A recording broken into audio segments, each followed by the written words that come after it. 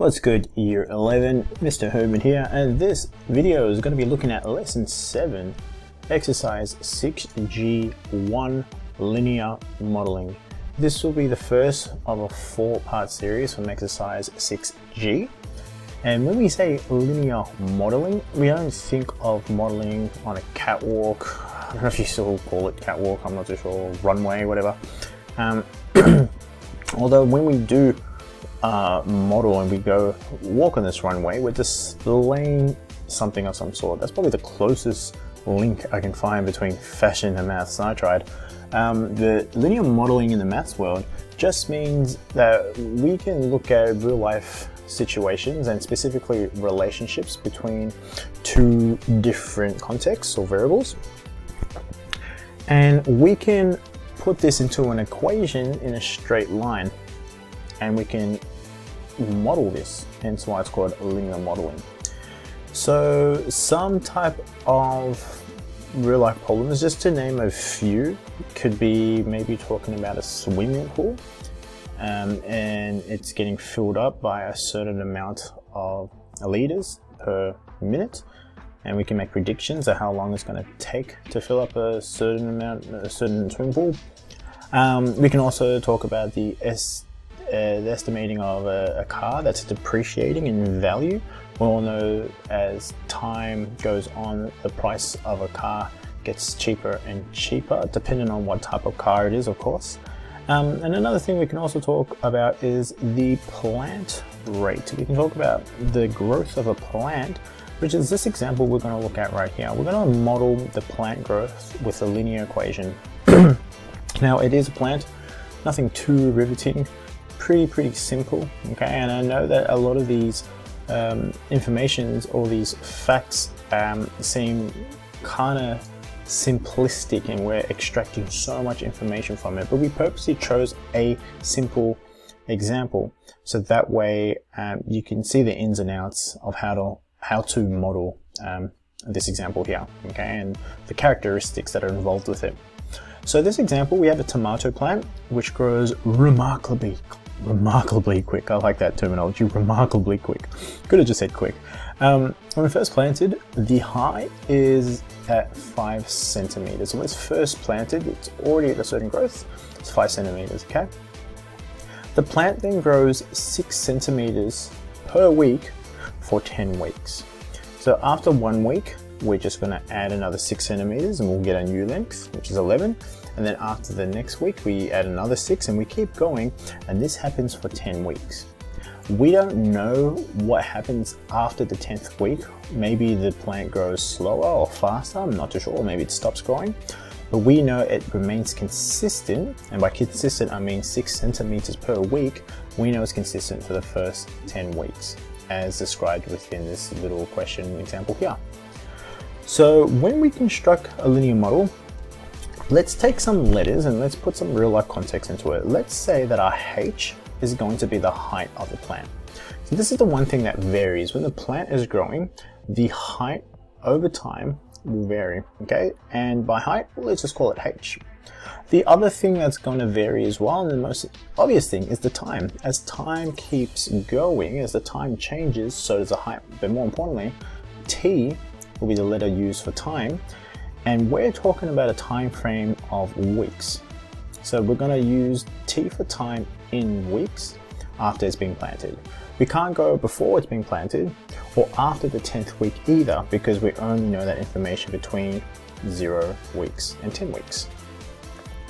So now we've got a format where we can write it as H, our height, is equal to A plus B times the time. We don't know our A and B values. In fact, we can work it out. We can extract information about what we already have, but to put it in simplistic format, H is going to equal to A plus BT. We're used to Y is equal to A plus BX. We've got some real life context, so we're going to use the letters accordingly, okay? Just be careful that the questions that are in the textbook will tell you which letters to use. If they don't, you get to choose which letters, and just be careful in the back when you get your answers. If the letters are different, as long as the A and B values are correct, you're still doing it correct, okay? So A is the initial height of the plant. And in graph terms, this is where the y-intercept happens, which is around this point here. Okay, this is the initial point. This is how the height of it when it's first planted. And we know what the A value is. It says it in the question. It says in an example. The height is 5 centimeters. So we know that our height here is at 5 centimeters. And then the B is the constant rate at which the plant height increases each week. This is the slope. This is how much it's going up by from left to right. And we already know this. Again, this is 6 centimeters per week. So this growth is 6 centimeters per time frame per week. So for every time frame that goes across, or in other words, for every week that goes across, our plant is growing by 6 centimeters. Go across another week, 6 centimeters, another week, 6 centimeters, and this keeps going for the first 10 weeks. So we can write that H is equal to our A value, or our initial value, 5, plus some constant times T, the constant being the slope, or the weight. This is 6. 5 plus 6T, there's our equation. And this is valid for, now this section here is just saying, okay, if it's starting at 5 and it's growing 6 centimeters for 10 weeks, we only know that it only happens in the time frame between 0 to 10. Not 6 weeks, sorry, 10 weeks. The rate is 6 centimeters per time frame. So from 0 to 10 is what we're talking about. We can't write from 0 to 11 because we don't know what happens after that 10th week. And this little line here, right on the side here, this little symbol just means less than or equals to. Okay. You will see that little line underneath pop up. It is different to just that. Okay.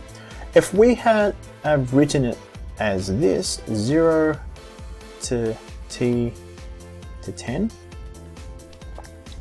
this is implying that within our time frame, in between 0 and 10, we don't necessarily include the initial time and we don't include the 10th week.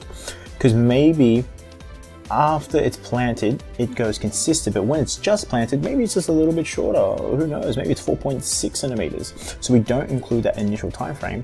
And then on the 10th week, just as it hits that 10th week, maybe it decides to just exponentially grow and then change its rate to like 9 centimeters per week. Well, we don't know, okay? That's assuming that you rightly set boundary conditions to this.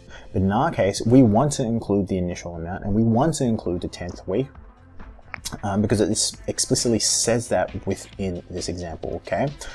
You will see these bad boys pop up in general maths, not general maths, further maths, sorry, and at times general maths in year 11, so just be wary of this, okay? So, 3 important features. Let's just put my face over here. Excuse me. The 3 important features from that linear model that we can note. The first one is that the h-intercept, so it's not the y-intercept anymore, the h-intercept. This gives us the height of the plant at the starting point. So in other words, when our time frame is equal to 0, is at 0 weeks, when t is equal to 0, the plant was 5 centimeters tall when it was first planted. So in mathematical terms, we can write this as initial is equal to 0, comma, and how tall it was when it was first planted.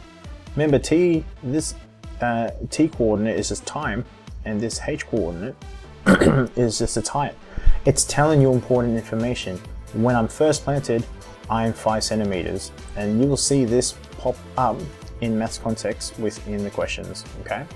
The second important note is that the slope of the graph gives the growth rate of the plant. It shows us how much it's growing up by per week. So the plant grows at a rate of 6 centimeters per week. That is, each week the height of the plant increases by 6. And the third note, the graph is only plotted for 0 to 10 as I was saying before.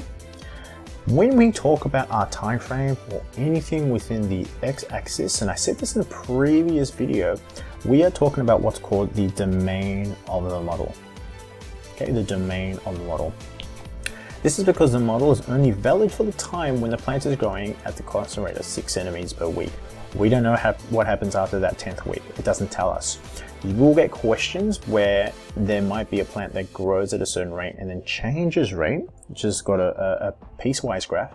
But for now, we just want to talk about one consistent rate. If we're talking about the x-axis, or in this case the t-axis, it's talking about the domain. If you want to talk about the y-axis, this is called the range. Okay, so there's domain and there's also range.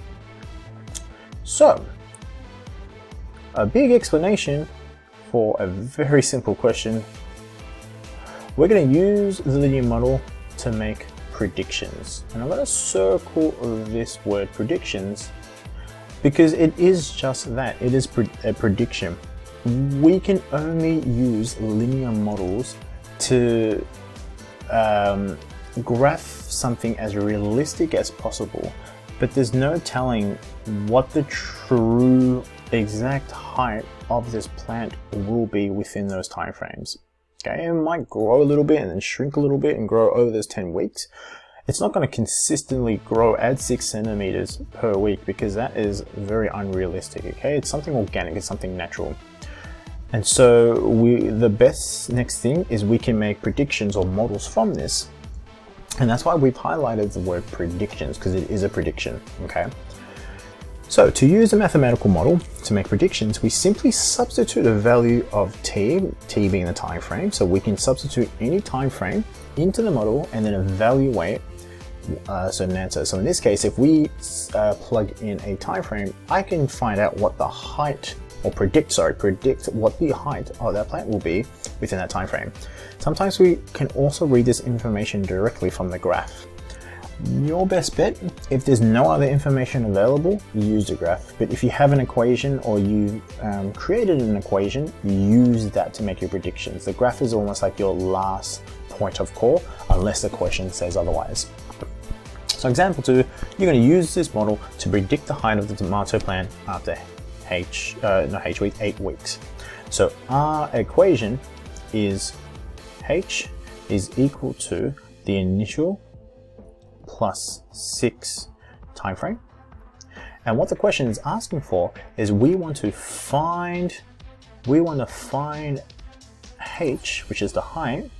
We want to find h when our time frame, when t is equal to 8. We're going to find h when t is equal to 8, or h, or in other words, t is equal to 8, not h.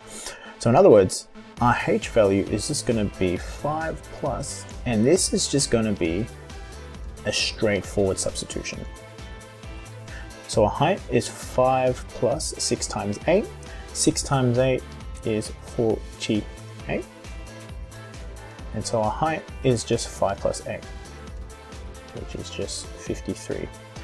Now, again, this is shown here within the graph. When our height is equal to 8, the corresponding, when our time, is equal to 8, our corresponding height is 53. So we know we've got a worded question, we have to put this in worded format and also remember our context. So therefore, and therefore remember just means from the calculations that we just used before or just obtained before, we can say that the height, I'm going to move my head over here, the height of the tomato plant,